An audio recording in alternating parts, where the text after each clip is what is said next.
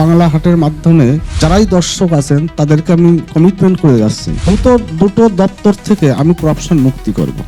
আমার যে মোবাইল নাম্বারটা আছে দেখবেন, সে মোবাইল নাম্বারটা আমি সোশ্যাল মিডিয়ায় দিয়ে দেওয়া আছে। সমগ্র আমজনতা কেউ আমাকে ফোন করবেন না, আপনারা আমার হোয়াটসঅ্যাপে মেসেজ দেবেন। আমি সেটা দেখে আমি আমার ডিপার্টমেন্টে ফরওয়ার্ড করে প্রত্যেকটা ব্যাপারে আমি ইন্টারফেয়ার করে তার সমস্যার সমাধান করার চেষ্টা করব। খাদ্য নিয়ে বিগত যদি 5 বছরে কোনো দুর্ভিক্ষ আসে, ভারতবর্ষে যে খাদ্য ভাণ্ডার আছে, ভারতবর্ষের আমজনতার বিচলিত হওয়ার কোনো কারণ নেই। থানা করেছে কি তৃণমূল বিজেপি লোকজন কেস করতে গেছে, বিজেপি লোকজনকে উল্টে কেস দিয়ে ঢুকিয়ে রেখেছে। আমরা যখন সেই সমর্থকের হয়ে সওয়াল করতে গিয়েছি, আমাদের ফোনটাই ধরা হয়নি। একটা ভ্যানওয়ালা বা টোটোলার যে আত্মসম্মানটুকু ছিল, আমার মনে হয় না সৎসাহসভাবে কোনো বিধায়ক বলবে তার সেই আত্মসম্মানটুকু সেই প্রশাসনিক স্তরে তারা না পেয়েছেন। ফোনটাতে আইপ্যাকতে নর্মালি ফোনটা আসতো আমার কাছে। আপনি আপনার দিদিকে বলুন, মুখ্যমন্ত্রী যদি চেয়ারটা আমাকে ছাড়তে বলেন আমি তৃণমূলে জয়েন করব। তারপরে বলছে এত বড় কথা, বললাম হ্যাঁ এত বড় কথা। কারণ বাংলা হাট আমি পার্সোনালি আমি দেখি, এই প্ল্যাটফর্মটা দেখি, ফেসবুকে কন্টিনিউ আমি ফলো করি এদের বক্তব্য, বিগত দিনের তৃণমূলের ভুল ভ্রান্তিগুলো তুলে ধরতো।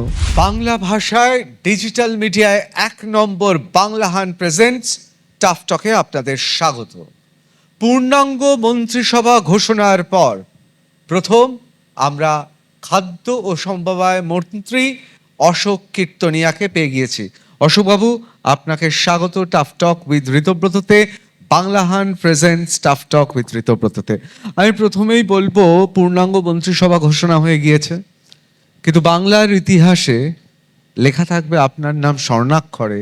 তার কারণ প্রথম যারা শপথ নিয়েছিলেন তাদের মধ্যে অন্যতম আপনি ছিলেন। এই সম্মানটাকে কি চোখে দেখেন? দেখুন, আমার স্বপ্নের দুজন নেতা, একজন আছে নরেন্দ্র মোদী, আরেকজন আছে শুভেন্দু অধিকারী। এবং ভারতবর্ষের যতগুলো এনডিএর সরকার আছে, প্রত্যেকটা সরকারের মুখ্যমন্ত্রী এবং ভারতবর্ষের স্বরাষ্ট্রমন্ত্রী সম্মানীয় অমিত শাহ সহ ক্যাবিনেটের গুরুত্বপূর্ণ মন্ত্রীদের সামনে এবং বিশেষ করে ভারতবর্ষের একটা প্যারেড গ্রাউন্ড, যেটা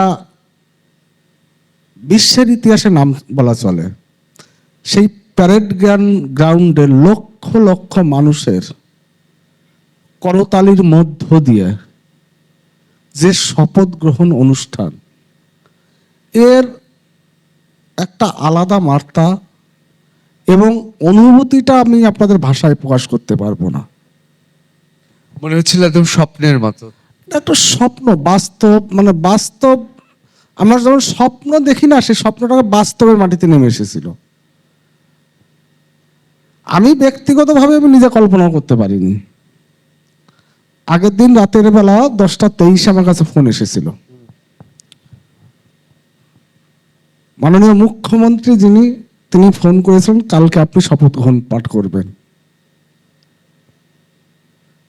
সে যে কি অনুভূতি আপনাদের ভাষায় প্রকাশ করতে পারবো না আমি।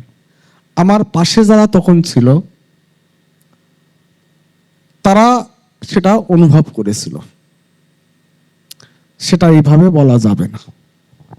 আমার মনে হয় শুধু দর্শক আপনারাও অশোকবাবু যখন বলছিলেন তার অভিব্যক্তি দেখে আপনারাও অনুভূতি, আপনাদেরও এই অনুভবটা স্পষ্ট হবে ঠিক সেদিন কেমন অনুভূতি ছিল। আমাদের মাননীয় মুখ্যমন্ত্রী শুভেন্দু অধিকারী মহাশয় খুব নির্লিপ্ত কণ্ঠে বোধহয় এই আনন্দ সংবাদটা তার স্বভাবসিদ্ধ ভূমিকায় আপনাকে জানিয়েছিলেন। হ্যাঁ, এটা জানিয়েছিলেন। যেহেতু সম্মানীয় মুখ্যমন্ত্রী তার মোবাইল দিয়ে আমাকে ফোন করেছিল, আমি ফোনটা ধরতে পারিনি। আমাদের যিনি ওজিএস আছেন অমিতাভ চক্রবর্তী, নেক্সট ফোনটা তার মোবাইল থেকে আসে, কিন্তু কথা বলেন সম্মানীয় শুভেন্দু অধিকারী। আমি শুভেন্দু অধিকারী বলছি। আমরা নর্মালি দাদা বলে ডাকি। দাদা বলুন, কালকে আপনি উপস্থিত হয়ে যাবেন ব্রিগেড মাঠে শপথ গ্রহণ অনুষ্ঠানে। ব্যাপারটা হচ্ছে কনফিডেন্স ছিলাম মন্ত্রিসভায় জায়গা পাবো, কিন্তু 5 জন মন্ত্রীর ভিতর যে আমাকে শপথ গ্রহণ পাঠ করাবে 3 নম্বরে, এটা মানে স্বপ্ন দেখা একটা অনুভূতি। তাই সেই আনন্দ, সেই কি বলবো, সেটা কি ভাষায় প্রকাশ করবো আর কি বলতে পারছি না আপনাদের। অবশ্যই আমরা আনন্দের মুহূর্তটা শুনলাম, কিন্তু নিরবিচ্ছিন্নভাবে আপনাদের যে রাজনৈতিক লড়াইটা বিরোধী হিসেবে করে যেতে হয়েছে, সেটাও তো কম নয়, কম যন্ত্রণার ছিল না। আনন্দেরটা তো শুনলাম। এবং অশোকবাবু, আমি খুব আপনাকে পরিষ্কার জানতে চাইছি যে এই বিরোধী রাজনীতি করাটা শেষের দিকটায় বোধহয় খুব অসহনীয় হয়ে উঠেছিল। দেখুন, 21 সালে যখন এমএলএ হই না, এক প্রকার বলতে হয় আমাদেরকে সামাজিকভাবে বয়কট করেছিল তৃণমূল। সমাজ কিন্তু আমাদেরকে বয়কট করেনি, কিন্তু সমাজকে বাধ্য করা হয়েছিল। আমরা যারা বিজেপির এমএলএ ছিলাম, কারণ আমি দেখেছি যেহেতু ব্যবসা বাণিজ্য করি বনগাঁর একটা মফস্বল শহরে, সারা বছর যদি আমি এমএলএ হওয়ার আগে 200টি সামাজিক অনুষ্ঠান, পূজা, বিয়ে বাড়ি, অন্নপ্রাশন যদি নিমন্ত্রণ পেতাম, সেই নিমন্ত্রণটা নেমে এসেছিল 25টা। মানে এমনভাবে সমাজ ব্যবস্থাটাকে 21 থেকে 26 পর্যন্ত পরিচালিত করেছিল তৃণমূল, সেটা এখনো ভাবলে গা শিউরে ওঠে। কারণ আপনার আমার হিতাকাঙ্ক্ষী যারা আমাকে মনে প্রাণে নিমন্ত্রণ করতে চায়, যারা ভোটটা দিয়েছে 21-এর নির্বাচনে, 26-এর নির্বাচনে, কিন্তু তারা ওই 5টা বছর এদের ভয়তে নিমন্ত্রণ করতে পারতো না। কারণ তাহলে প্রকাশ পেয়ে যাবে আমি সে বিজেপির এমএলএকে নিমন্ত্রণ করা হয়েছে, মানে বিজেপি সমর্থক পরিবার। সরকারিভাবে একটা বিধানসভায়, সেই বিধানসভার প্রধান হয় এমএলএ, কিন্তু আপনি যদি দেখেন ওই সময়টা কোনো থানার আইসি, কোনো বিডিও, কোনো এসডিও আমাদের ফোন ধরত, ডিএম তো দূরের কথা, আমাদের ফোন ধরতেন না। এমনকি থানার একটা সাধারণ এএসআই আমাদেরকে গুরুত্ব দেওয়া হতো না। এই যে যে যন্ত্রণা, এ যন্ত্রণা ছিল ভয়াবহ যন্ত্রণা। যদিও বিষয়টা কিন্তু খুব নীতি বিরুদ্ধ, কারণ আপনি পিপলস রিপ্রেজেন্টেটিভ, জনপ্রতিনিধি। অশোকবাবু, আমাকে বেশ কিছু বিরোধী বিধায়ক অনেক সময় বলেছেন যে কখনো কখনো ভাই ঋতব্রত বুঝলে মনে হয় একটা সাধারণ মানুষেরও আমার থেকে অনেক বেশি ক্ষমতা, আর জনপ্রতিনিধি হয়ে বরং আমি মাইনাসে চলে গেছি। এটা কি সত্যি মনে হয়? এটাই তো আপনাকে বলছি, এটাই বলতে যাচ্ছিলাম যে একটা মানুষের, দেখুন, বিধায়ক বানিয়েছেন মানে সে মানুষের আবেগ আকাঙ্ক্ষা অনেক কিছু থাকে। আমরা এই 5টা বছরে না কোনো মানুষের ন্যূনতম কোনো হেল্প করতে পারিনি। স্বাভাবিক। প্রশাসনিকভাবে যে হেল্পটা পাওয়া উচিত, একটা মুমূর্ষ রোগী হাসপাতালে ভর্তি হয়েছে, একটা এমএলএ ফোন করে একটু ভালো স্বাস্থ্য ব্যবস্থাটা করবে, একটা সুপারকে ফোন যে সুপার সাহেব একটু ব্যাপারটা দেবেন, আমাদের কোনো গুরুত্ব ছিল না সেই জায়গাটায়। থানায় হয়তো অশান্তি, দুটো তৃণমূল লোকজন বিজেপির লোকজনকে মেরেছে, থানা করেছে কি তৃণমূল বিজেপি লোকজন কেস করতে যে বিজেপি লোকজনকে উল্টে কেস দিয়ে ঢুকিয়ে রেখেছে। আমরা যখন সেই সমর্থকের হয়ে সওয়াল করতে গিয়েছি, আমাদের ফোনটাই ধরা হয়নি। সত্যি কথা বলতে কি, একটা ভ্যানওয়ালা বা টোটোলার যে আত্মসম্মানটুকু ছিল, আমার মনে হয় না সৎসাহসভাবে কোনো বিধায়ক বলবে তার সেই আত্মসম্মানটুকু সেই প্রশাসনিক স্তরে তারা না পেয়েছেন। এটা বড় যন্ত্রণা ছিল বিগত 5 বছরে আমাদের। অশোকবাবু, আমরা যখন বিধানসভা কভার করতে যেতাম, আমরা দেখতাম ধীরে ধীরে সংখ্যা কমছে। মানে আমরা তো 77 থেকে 70 হতে দেখেছি নিজের চোখের সামনে। এখন সেই সব বিধায়কদের সঙ্গে কারোর সঙ্গে কথা হয় যারা দল ছেড়ে চলে গিয়েছিলেন? দেখুন, বিজেপি দলটা না একটা আলাদা জিনিস, আলাদা জায়গা। এর মহত্ব, এর মাধুর্য যদি আপনাকে বুঝতে হয়, আপনাকে অপেক্ষা করতে হবে। আজকে যারা টিকে ছিলেন, যারা রাষ্ট্রবাদে বিশ্বাসী, আমি এটুন বলবো, কারণ আমরা রাজনীতিটা করি, চাওয়া পাওয়া আমাদের কিছু নেই। যারা আমরাই বিজেপির লড়াইটা করে এসেছি গ্রাসরুটের 21 থেকে 26 পর্যন্ত, মানে দাঁতে দাঁত চেপে লড়াইটা করেছি রাস্তায়, আমাদের তো কোনো চাওয়া পাওয়া ছিল না, কোনো চাওয়া পাওয়া ছিল না। আমাদের একটাই লক্ষ্য ছিল যে পশ্চিমবঙ্গে একটা রাষ্ট্রবাদী সরকার গঠন করতে হবে। সেই লক্ষ্যে আমাদের লড়াই ছিল, সেই লক্ষ্যে আমরা সম্মানীয় মুখ্যমন্ত্রী শুভেন্দু অধিকারীর সাথে হাতে হাত মিলিয়ে লড়াই করেছি।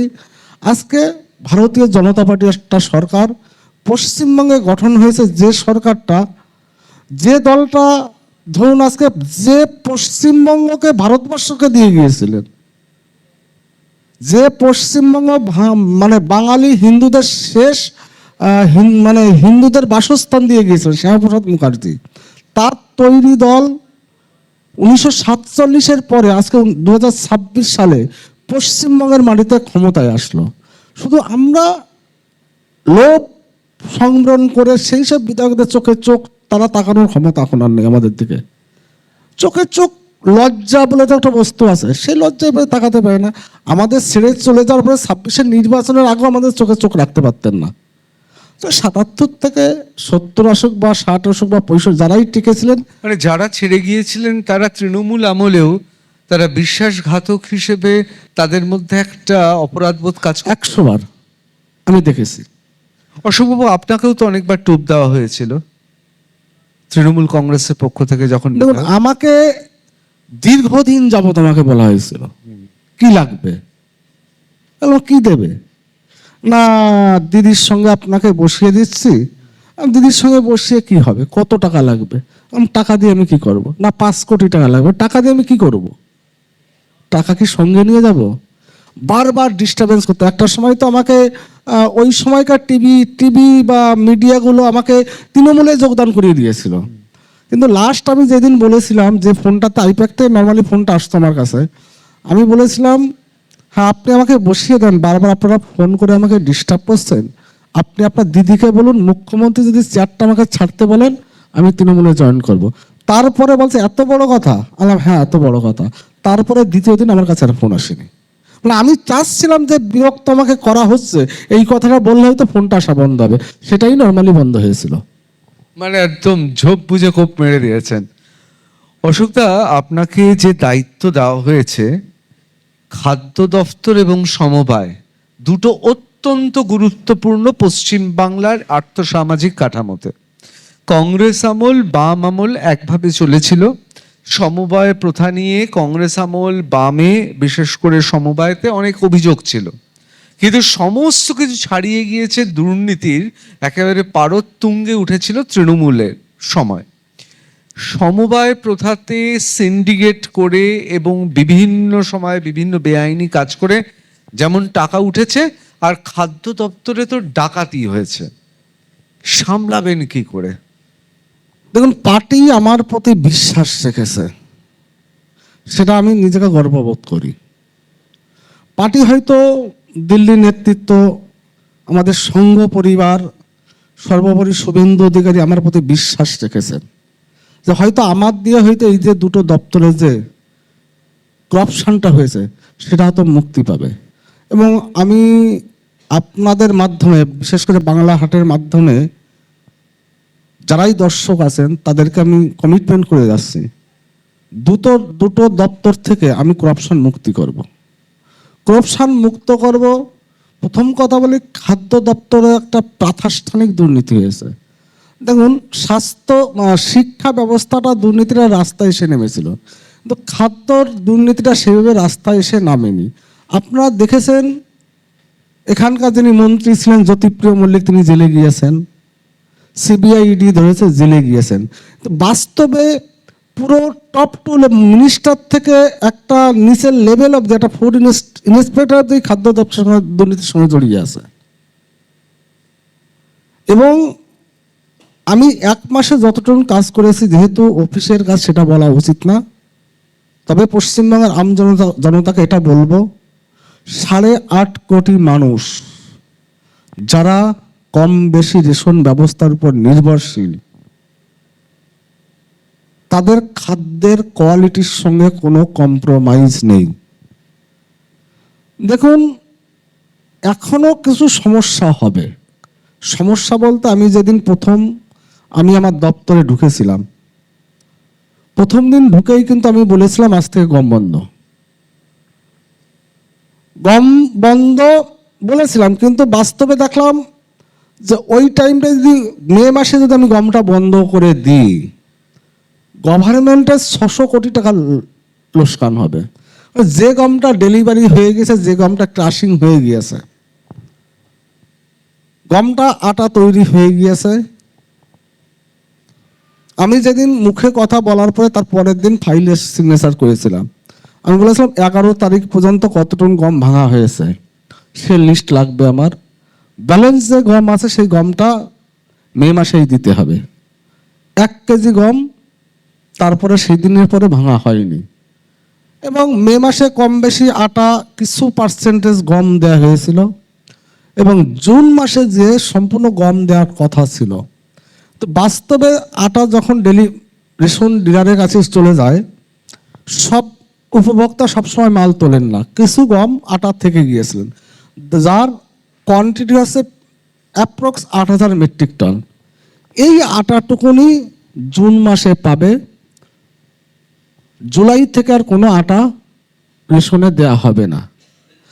আটার ক্ষেত্রে এমন একটা দুর্নীতি হয়েছে না, যেটা একটা আটা, এমনও খবর পেয়েছি পশু খাদ্য হিসেবে ব্যবহার করতে অনেক সময় পশুরাও খেত না। মানে রেশনের আটা পশুরাও বলছে খাবো না। হ্যাঁ, এরকম একটা আমি খবর পেয়েছি। আপনারা দেখুন, আমার যে মোবাইল নাম্বারটা আছে দেখবেন, সে মোবাইল নাম্বারটা আমি সোশ্যাল মিডিয়ায় দিয়ে দেওয়া আছে।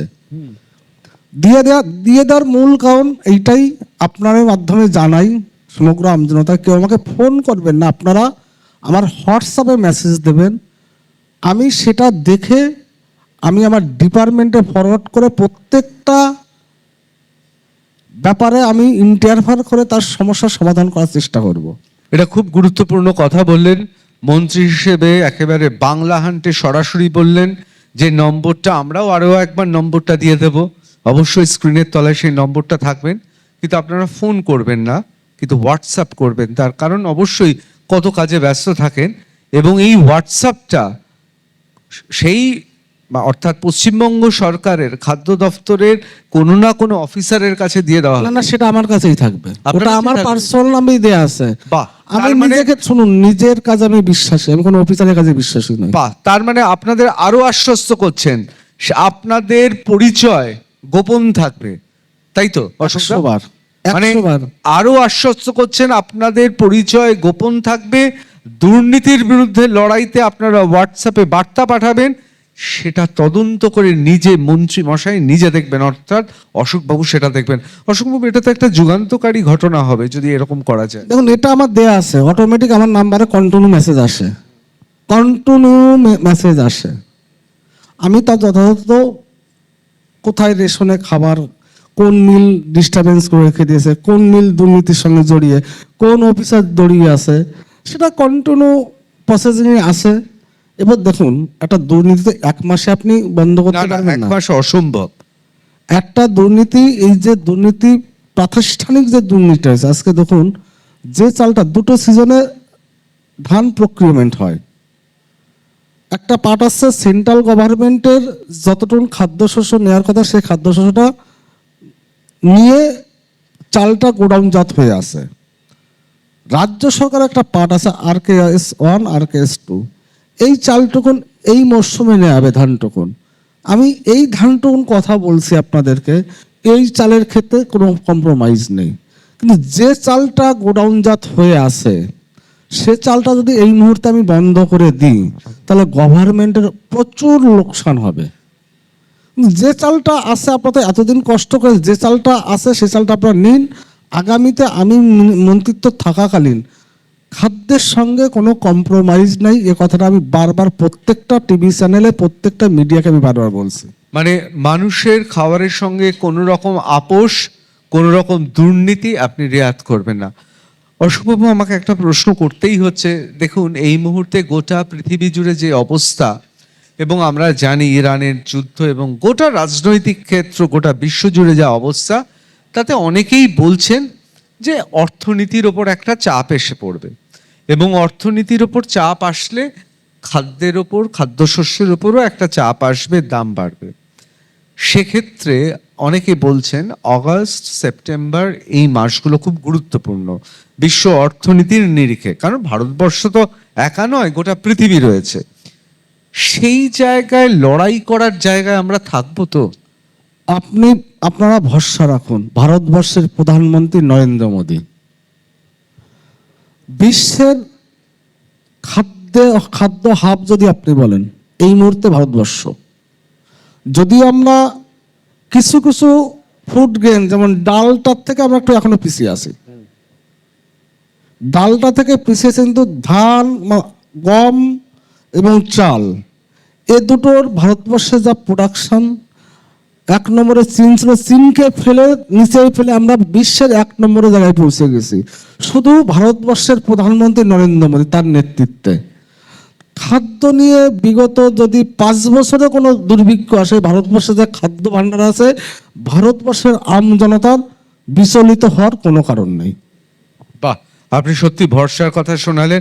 অশোকদা, আগামী দিনে অনেকে বলছেন যে তৃণমূল সরকার খুব বিজ্ঞাপন দিয়েছিল এবং তৎকালীন খাদ্যমন্ত্রী খুব বারবার বলতেন এই কথাটা, সেটা হচ্ছে যে খুব ডিজিটালাইজড করা হয়েছে, অত্যাধুনিক সব কার্ড দেওয়া হয়েছে, রেশন কার্ড অত্যাধুনিক হয়েছে। আবার অনেকে এটাও বলেন এই অত্যাধুনিক পদ্ধতিতে আবার অত্যাধুনিক কাটমানি খাওয়ারও ব্যবস্থা হয়েছে। সুতরাং এই দিকটাও আপনারা নজর দিচ্ছেন? দেখুন, 100 বার, কারণ যেভাবে দুর্নীতিটা হয়েছে না, আমি আপনাদের প্রথমেই বলেছি, প্রাতিষ্ঠানিক দুর্নীতি হয়েছে। দেখুন, একটা মিনিস্টার কখন দুর্নীতি করতে পারে? তার একার পক্ষে কখনোই দুর্নীতি করা সম্ভব নয়, তার যদি অফিসাররা জড়িয়ে না থাকে। একটা অপ্রিয় সত্য কথা কি জানেন তো? আপনারা যদি দেখেন, আজকে একটা অর্ডার বেরিয়েছে, গতকালকে একটা অর্ডার বেরিয়েছে, সেটা আমি মুখে বলবো না, আপনারা ভেরিফিকেশন করে দেখুন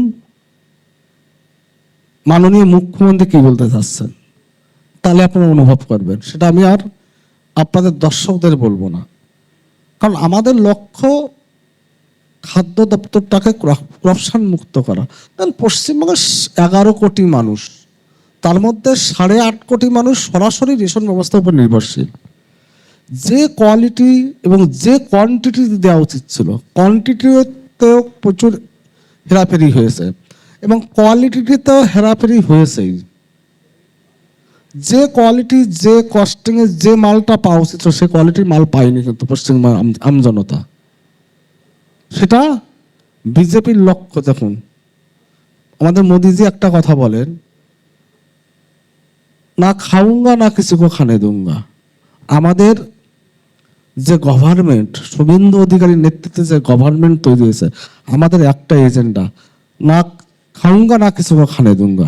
সেই জায়গায় আপনাদের আমি কমিটমেন্ট করে যাচ্ছি, পশ্চিমবঙ্গের আমজনতার খাদ্য শস্যের সাথে কোনো কম্প্রোমাইজ নেই, কোয়ালিটিতে ভরসা রাখুন শুধু আপনারা। খুব বড় আশ্বাসবাণী শোনালেন, অসংখ্য ধন্যবাদ অশোকবাবু। আপনি এগিয়ে চলুন, আপনার সরকার এবং আপনার দৃষ্টিভঙ্গি, যে দৃষ্টিভঙ্গিতে আপনি এগিয়ে যাচ্ছেন, আপনি এভাবেই চলুন।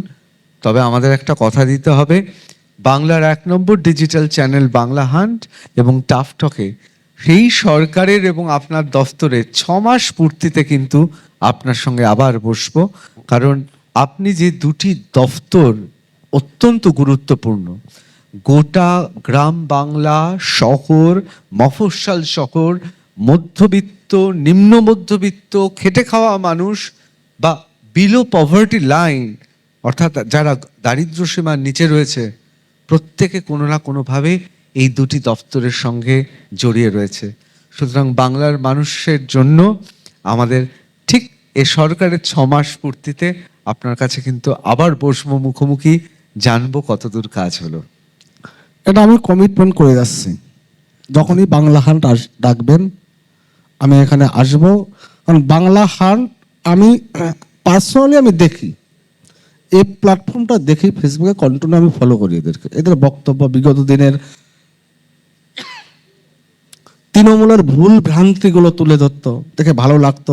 যেহেতু আমরা তো একটা দেখুন, এবং বাংলা হান্টের অনেক সাংবাদিক, তার মধ্যে আমাদের ছোট বোনের মতো সাংবাদিক, তারাও কিন্তু বিভিন্ন সময় তৃণমূলের বিভিন্ন সংগঠন দ্বারা তাদের উপর আক্রমণ নেমে এসেছিল। হয়েছে তো বিগত দিনে, সেটা হয়েছে, আমি বলছি বিভিন্ন জেহাদিদের দ্বারা আক্রমণ হয়েছে, সেটা আমরা দেখেছি এবং ফলো রেখেছি। এবং আমি সেই ছোট বোনেদেরকে আমি আমার তরফ থেকে ধন্যবাদ জানাবো, কারণ তাদের লড়াইও একটা অবদান আছে পশ্চিমবঙ্গে ভারতীয় জনতা পার্টির সরকার আসার পিছনে। আর সমাজে দেখুন, বড় বড় টিভি চ্যানেলগুলো তো সত্য প্রকাশ করতে পারেনি অ্যাডভার্টাইজমেন্টের ভয়তে। ডিজিটাল প্ল্যাটফর্মগুলো, তাদের তো কোনো অ্যাডভার্টাইজমেন্টের প্রয়োজন নেই না, কোনো কোম্পানি, বড় কোম্পানি অ্যাডভার্টাইজমেন্ট করবেন, সেই পয়সা তাদেরটা চলবে। তাদের লড়াই ছিল পশ্চিমবঙ্গে একটা রাষ্ট্রবাদী সরকারকে গঠন করতে হবে, তার সাপোর্টটা তারা পিছন দিকে। দেখুন, আমরা তো লড়াই রাস্তাঘাটে করেছি, কিন্তু আমাদের যে ফ্যান ফলোয়ার্স আছে তার তো অনেক গুণ বেশি, লক্ষ লক্ষ ফ্যান ফলোয়ার্স আছে ডিজিটাল প্ল্যাটফর্মের প্রত্যেকটা চ্যানেল। তারা সাপোর্ট করেছে বলেই আজকে পশ্চিমবঙ্গের তৃণমূলের ভুল ভ্রান্তি তুলে ধরতে পেরেছেন বলে পশ্চিমবঙ্গের আমজনতা তাদের দ্বারা মোটিভেটেড হয়ে আজকে পশ্চিমবঙ্গে ভারতীয় জনতা পার্টি একটা রাষ্ট্রবাদী সরকার গঠন হয়েছে। অশুভবাবু, আমার খুব ভালো লাগলো যে টেলিভিশন সংবাদ মাধ্যমের পাশাপাশি এবারকার 2026-এর নির্বাচনে বাংলা হান্টের মতো ডিজিটাল মিডিয়ার যে গুরুত্বের কথা আপনি বললেন, এখানে বাংলা হান্টের উদয়ন আছে, অভিক আছে, তারাও শুনছে, সবাই রয়েছে। আপনাকে অসংখ্য ধন্যবাদ। 6 মাস বাদে আবার দেখা হচ্ছে। ধন্যবাদ। Bangla hunt present staff talk with Ritabrata এখানেই শেষ করছি, কিন্তু আরো অতিথি নিয়ে আসছি অন্য পর্বে। আরো ভালো ভালো খবর দেখতে সাবস্ক্রাইব করুন বাংলা হান্টের ইউটিউব চ্যানেল। বাংলা হান্টের আরো খবর দেখতে নজর রাখুন। বাংলা খবর মানেই বাংলা হান্ট।